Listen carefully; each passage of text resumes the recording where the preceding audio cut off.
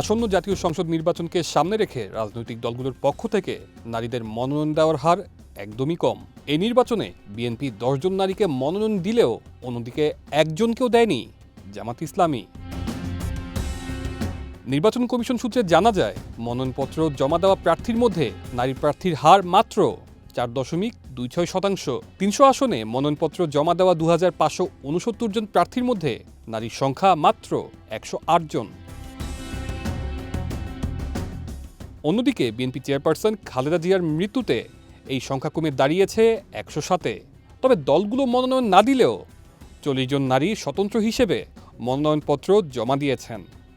এর মধ্যে রয়েছেন বিএনপি থেকে সদ্য বহিষ্কৃত হওয়া সাবেক সংসদ সদস্য রুমিন ফারহানা। বিএনপি তুলনামূলক বেশি নারী প্রার্থী দিলেও তা খুব একটা আশাব্যঞ্জক নয়। দলটি মনোনয়ন দিয়েছে মাত্র 10 জন নারীকে।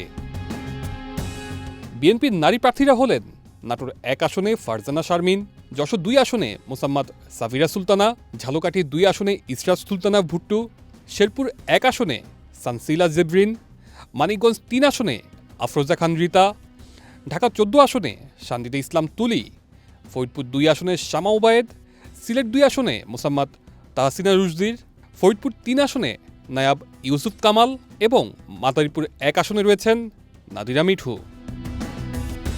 বাংলাদেশ জামাত ইসলামী সরাসরি নির্বাচনে কোনো নারী প্রার্থী দেয়নি। তবে দলটির সেক্রেটারি জেনারেল মিয়া গোলাম পরোয়ার জানিয়েছেন, তারা নিয়ম অনুযায়ী সংরক্ষিত নারী আসনে মনোনয়ন দেবেন। গত আগস্টে জাতীয় ঐক্যমত্য কমিশন রাজনৈতিক দলগুলোর কাছে জুলাই সনদের যে খসড়া পাঠিয়েছিল, সেখানে নারীদের প্রতিনিধিত্ব বাড়াতে সুনির্দিষ্ট প্রস্তাব ছিল।